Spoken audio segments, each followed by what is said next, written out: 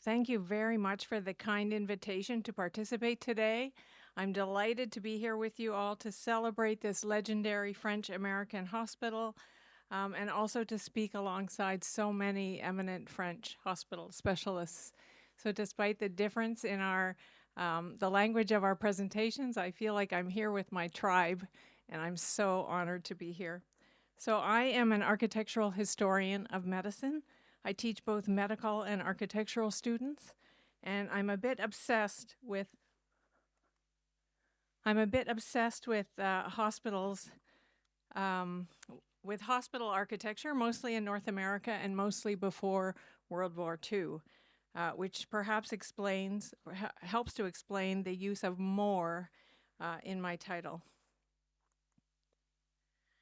I am projecting photographer Sigurd Fischer's captivating image of Columbia Presbyterian in New York, which we've seen several times, with a modern man walking by to represent my deep interests in how modernism, medicine, and everyday life intersect or sometimes collide.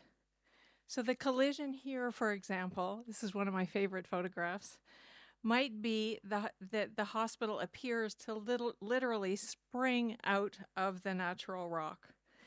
We know the man is modern because he is in a hurry, he's smartly dressed, and he's reading a newspaper.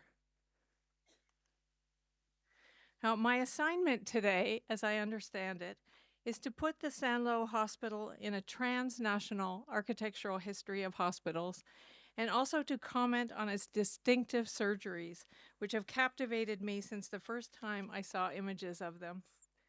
I'm showing the whole page here of Life magazine in 1956 to represent the larger economic and scientific context that may have shaped the hospital. How can we connect it to other places, people, ideas, and maybe even add some barbecue spices? So I've done my best to have a real argument for this 25-minute talk, which I've constructed in 3 parts. I will argue here that despite the construction date, firstly, that some of architect Paul Nelson's innovations align with Art Deco medicine. Secondly, that they are closely linked to at least one American published model. And finally, that it is helpful to see the hospital as part of a broad cultural appetite for control in the 20th century. So parts 2 and 3 lean very heavily on the work of other researchers, notably Australian architectural historians Julie Willis, Cameron Logan, and Philip Goad, who wrote a book together. And finally, to my McGill colleague, Canadian-German medical historian Thomas Schlick, respectively, for parts 2 and 3. So you may wonder how St. Lo can be an Art Deco building that dates from after the war. Here you see a magnificent group photo that we have in the brochure that includes the date of May 1951, and we all know that Art Deco architecture is from the 1930s. What I mean to say is that certain aspects of the ovoid-shaped surgeries in St. Lo seem related to some other Art Deco hospitals. So Paul Nelson's 4 ovoid surgeries and the 2 that are upstairs, it was amazing last night to see one of these upstairs. I've been visiting hospital architecture for more than 30 years, and I must say, last night was one of the great thrills of my career to stand in that surgery with all of you. So as many of you know, the 4 surgeries are embedded over, oh, this mouse is wild, over there in the plan. At the heart of the rez-de-chaussee level of the larger hospital, as you can see here, which is not at all, the hospital itself is not at all rounded or ovoid, but very much composed of a large rectangular block running east-west, offset by a larger rectangle running in the other direction, whose hinge is a small theater right here. So there are 5 interior courtyards, and Nelson's surgical block lies along the western edge of the largest of these. Oh, right here.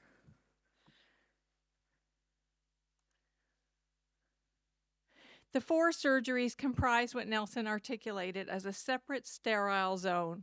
In fact, he claims to have invented this concept. It's highly visible in the plan, showcasing the importance of surgery, which of course is very different than in today's hospital, where surgery is nearly impossible to find. So in his precious book of 1938, where this image is from, of course predating St. Lo, he articulates 3 types of spaces to spatialize asepsis: the non-sterile zone, the sterile zone, and the infected zone.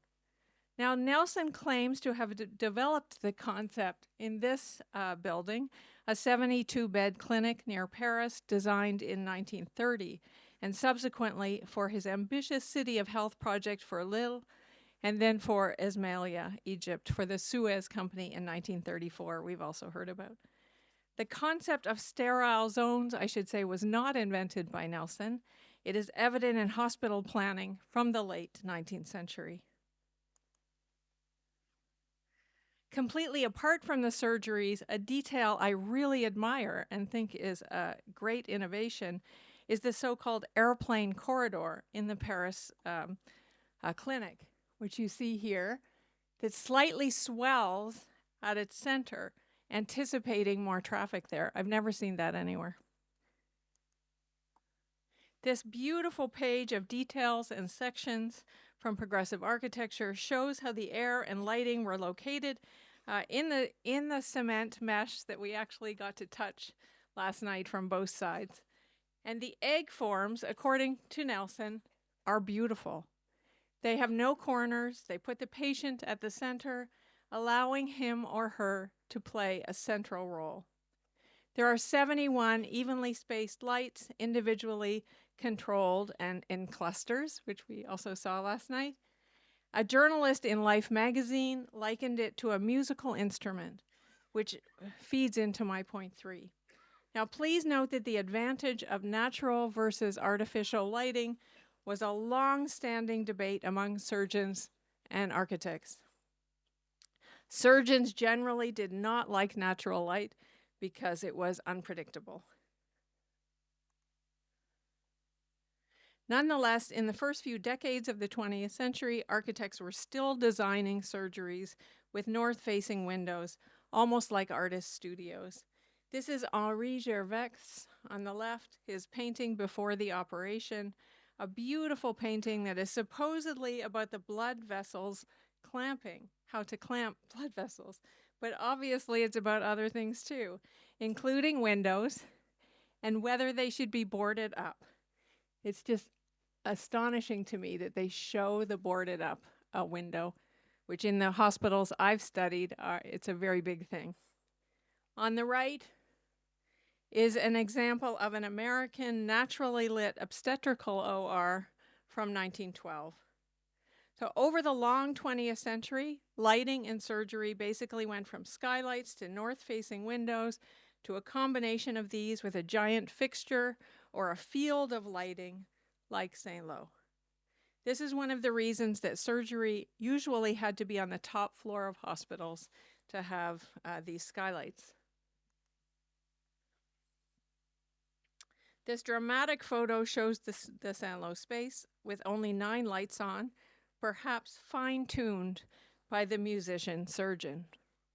So what is it about this design that I think is Art Deco? I wrote a piece on Art Deco medicine for Michael Windover's 2019 Routledge Companion to Art Deco, where I tried to make the case that Art Deco hospital spaces were big, specialized, glamorous, and made their users feel up to date. Professor Donato Severo notes that Nelson was influenced by the Cornell Medical Center in New York by Coolidge, Shepley, Bulfinch, and Abbott, the Vanderbilt Clinic in New York by James Gamble Rogers, and the Columbia Presbyterian in New York, the location of our first slide. These are all arguably Art Deco buildings. St. Lo's surgeries are not big or specialized or particularly glamorous. but they are, I will argue, somewhat fantasy-based and definitely spectacular. The former is also, unlike purely modernist buildings of the 1950s, somewhat referential. We have already heard that a journalist thought they functioned like a musical instrument. They are also somewhat planetarium-like. In a rich, wide-ranging interview with Judith Applegate, published in Perspecta in 1971, Nelson compares the lights to car lamps and says they form, quote, they form a sort of planetarium of car lamps. This meant light could come from all angles and heights, even 45 degrees, even below the horizon. And he points out that you can't do that with hanging fixtures, which of course also collect dust. Now, it's a stretch, I know, but with regards to scale, you could link the tiny French surgeries back to monuments. I can't resist being in France, such as Boulet's unbuilt cenotaph for Isaac Newton from 1784, shown here in cross-section, which, as everybody knows, had tiny holes mimicking the night sky. More seriously, though, I claim that St. Lo's surgeries as Art Deco because of an exhibition in this Raymond Hood Electrical Building of 1933 in Paul Nelson's birthplace, Chicago, that was part of the Century of Progress Fair, shown here in a beautiful photo by architectural photographer Hedrick Blessing. Et voila, this is Carl Ericsson's model operating room as presented at the Century of Progress Fair in Chicago in 1933, which is my point too, that the St. Lo surgeries had an American prototype. I am sure you see the similarities, although this is a 2.5-story, half-elliptical paraboloid. Bullseye lights, as they were called by Americans, could be operated individually, and it had air conditioning and TV projection, which Nelson showcases in the Dinan Hospital of 1963. But please note there are very important differences. In Ericsson's version, 44 viewers could watch the featured bone transplant operation, as you can see up here, in these galleries. Those are men watching behind glass. So you could watch it very close up from not more than 12 feet away. It is an important difference as I don't know that Nelson's surgeries allowed for any in-person viewers. Erickson was all about removing the viewers from the so-called surgical field to minimize infection. The model was actually constructed to show the potential of electricity for surgery. The lighting was in the domed walls, as you can see, and the power was in the table itself and mechanical ventilation in the floor. So not the ceiling as in Nelson's project. And the model flushed air constantly.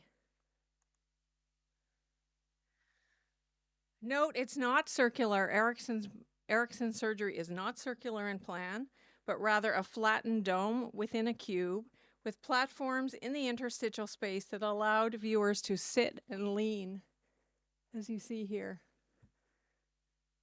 The dome meant that viewers could get above the patient, gleaning something of a planarly view of the patient's body. And note the pot lights are only in one row, not at all like Nelson's.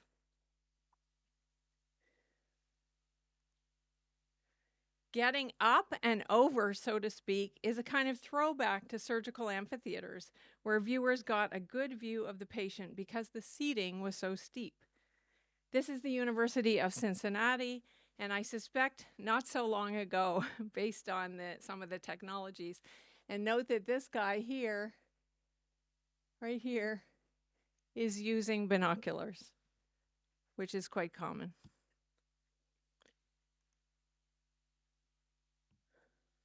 As evidence of the influence of Ericsson's model in real buildings, 2 years later, Chicago's Henroten Hospital featured an operating room with a domed gallery, allowing visitors to see directly into the surgical room. So viewers would be up here, almost like an aquarium.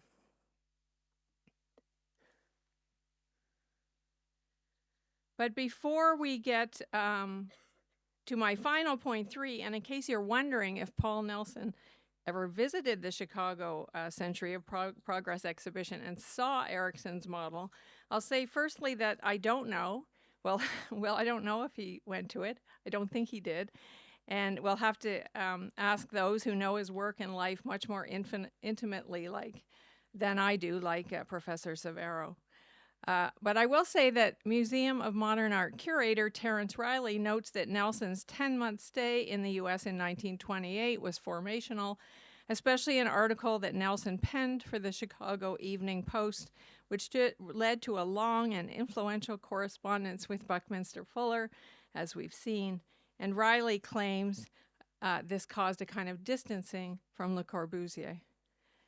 And secondly, I don't think it really matters whether he visited the Chicago Fair, because since Erickson's scheme was published almost immediately, as you can see, in a 4-page spread in the very widely read journal called Modern Hospital. It's a very widely circulating magazine that Nelson would certainly have known, especially since he had already embarked on the Paris Clinic project. Note that all of the innovations we see in St. Lo and his son Hugo list these as the functional schema of the hospital: anticipating change, aseptic control, psychologically conditioning using color, were ideas from the early 1930s. There was a more than 20-year time lag between the conception and the realization in this hospital of the surgeries. To envision this time lag, let's remember that when Nelson developed the idea of the ovoid surgery, he was 39 years old in 1934. It was built when he was 61. So opened when he was 61 in 1956. Julie Willis, Philip Goad, and Cameron Logan see St. Lo as an after effect of the Chicago model. It's not just my idea. And I quote from their 2019 book. They say, Nelson's operating room seemed to be Erickson's ideal theater, now realized some 20 years later. So now to my point 3, and that is that it is helpful to see the hospital as part of a broad cultural appetite for control in the 20th century. In 2007, my colleague, historian of surgery, Thomas Schlick, published a very impactful article in the journal History of Science, arguing that the modern operating room was a space of control, very much like the modern laboratory, and urged us as historians to see beyond the need for asepsis as an explanation for architecture. He describes the laboratory and the operating room as spaces of control. One of my favorite quotes from Thomas's paper is this, quote, "An operating room is not a laboratory. It is not supposed to be a space where things can be tried out, where researchers can make mistakes and learn from them before transferring them to the real world outside. Surgery is the real thing." Schlick shows how surgeons' literature is full of references to control and predictability. He concludes that the rise of modern surgery and the laboratory thus emerges as one element of the multiplicity of mutually reinforcing processes that end up constituting modernity. This image shows neurologist Wilder Penfield in an operating room of his own design, still in use today. We call it OR1, which meant that viewers could speak with the surgeon, or in this case, Wilder Penfield could speak to the other surgeon, who's Dr. Bill Findell, and also get the same view of the body of the surgeon, the view of the patient that the surgeon has, thanks to very carefully placed mirrors and a camera under the seats. When Nelson talks about his own work, control is a major theme. In a letter addressed to the journal L'Architecture d'aujourd'hui on 26th of August 1970, Nelson explains the operating rooms of Saint-Lô. He says, quote, "I need to clarify that I believe without a doubt that the ovoid room, which has been realized for the very first time at the France-United States Memorial Hospital of Saint-Lô, remains as a concept where all the necessary equipments are integrated in the form of the room itself, forming what he calls a true control form synthesis." In the interview with Applegate from 1971 that I already mentioned, Nelson underlines the strong link of innovation and control. He says, quote, I think this is so important, this quote, "You must above all underline what is new. This leads manifestly to the discovery of new and better control forms." And here is the operating room, one of my favorite photos of it in a kind of yellow glow as it appeared in Life magazine.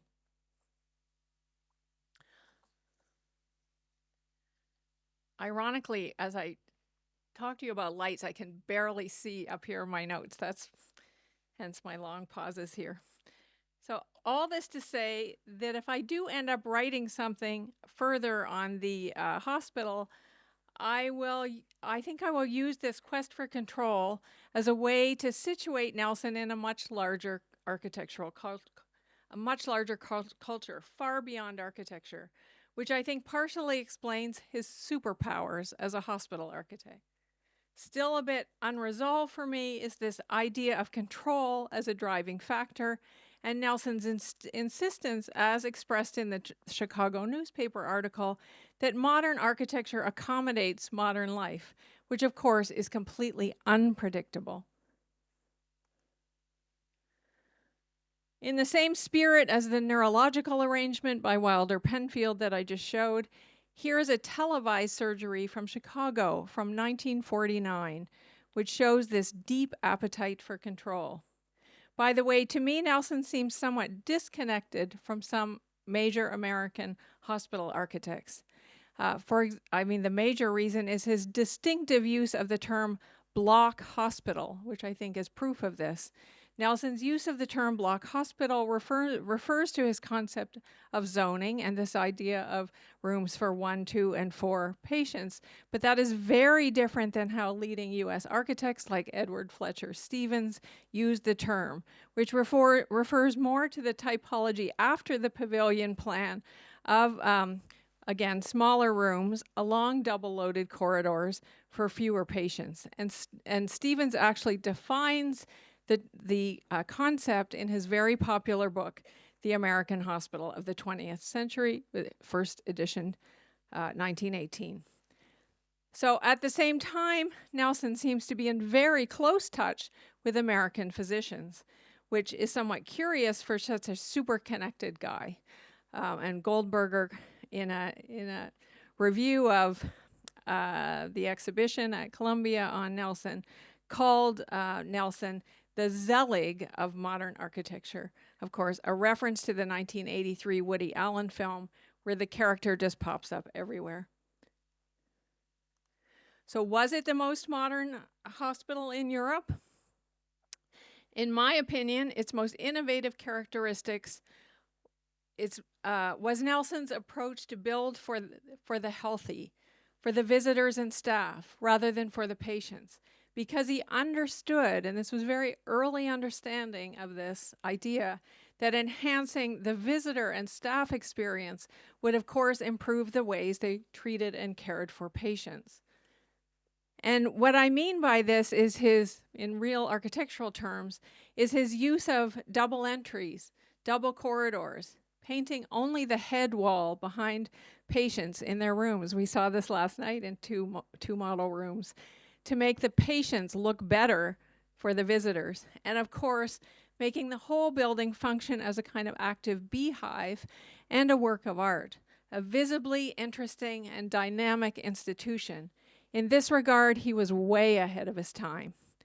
As I mentioned, I particularly admire in his Paris clinic design this concept of the airplane corridors, where the center swells slightly in anticipation of more traffic. The reference to car headlights and airplanes, of course, are very much in line with his mentor, Le Corbusier. The secondary literature and Nelson himself repeat this idea that he, Nelson, combined American standards and French humanism. And I think this psychological work, by that I mean that the architect anticipates the user response to his design, is what he meant by humanism. And it's very early that he does this. For example, just as I just mentioned, figuring out that the patient will look healthier if he or she's in front of a red or a green wall, that the corridor will be less congested if it swells in the center, and that the dynamic facade will bring joy to the people who see it from the street. Perhaps most importantly, Nelson purposefully designed for optimism, and I think our gathering today is proof that he succeeded. Thank you.